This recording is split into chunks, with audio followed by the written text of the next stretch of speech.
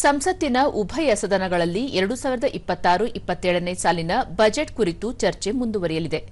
ಲೋಕಸಭೆಯಲ್ಲಿ ಮೊದಲಿಗೆ ಪ್ರಶ್ನೋತ್ತರ ಕೈಗೆತ್ತಿಕೊಳ್ಳಲಾಗುತ್ತಿದ್ದು, ನಂತರ ವಿವಿಧ ಸಚಿವಾಲಯಗಳಿಗೆ ಸಂಬಂಧಿಸಿದಂತೆ ಕಾಗದ ಪತ್ರಗಳು ಮಂಡನೆಯಾಗಲಿವೆ. ಬಳಿಕ ಅನುರಾಗ್ ಶರ್ಮಾ ಅವರು ಸಾರಿಗೆ, ಪ್ರವಾಸೋದ್ಯಮ ಮತ್ತು ಸಂಸ್ಕೃತಿ ಕುರಿತ ಸ್ಥಾಯಿ ಸಮಿತಿ ವರದಿಯನ್ನು ಸಲ್ಲಿಸಲಿದ್ದಾರೆ. ಸಚಿವ ಪ್ರಹ್ಲಾದ್ ಜೋಶಿ ಹೊಸ ಮತ್ತು ನವೀಕರಿಸಬಹುದಾದ ಇಂಧನ ಸಚಿವಾಲಯಕ್ಕೆ ಸಂಬಂಧಿಸಿದಂತೆ ದೇಶದಲ್ಲಿನ ಸೌರಶಕ್ತಿಯ ಕಾರ್ಯಕ್ಷಮತೆಯ ಮೌಲ್ಯಮಾಪನ ಯೋಜನೆ ಕುರಿತು ಇಂಧನ ಸ್ಥಾಯಿ ಸಮಿತಿಯ 10ನೇ ವರದಿಯಲ್ಲಿರುವ ಶಿಫಾರಸುಗಳ ಅನುಷ್ಠಾನದ ಬಗ್ಗೆ ಹೇಳಿಕೆ ನೀಡಲಿದ್ದಾರೆ. ಬಜೆಟ್ ಮೇಲಿನ ಚರ್ಚೆ ಮುಂದುವರಿಯಲಿದೆ.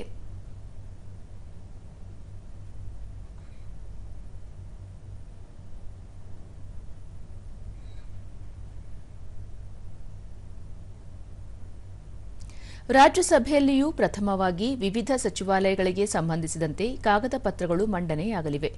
ಅಲ್ಲದೆ ಸಾರಿಗೆ, ಪ್ರವಾಸೋದ್ಯಮ ಮತ್ತು ಸಂಸ್ಕೃತಿಗೆ ಸಂಬಂಧಿಸಿದಂತೆ ಸಂಸದೀಯ ಸ್ಥಾಯಿ ಸಮಿತಿಯ ವರದಿಯನ್ನು ಮಂಡಿಸಲಾಗುತ್ತದೆ. ನಂತರ ಪ್ರಶ್ನೋತ್ತರ ಕಲಾಪ ಹಾಗೂ ಕೇಂದ್ರ ಬಜೆಟ್ ಕುರಿತು ಚರ್ಚೆ ಮುಂದುವರಿಯಲಿದೆ.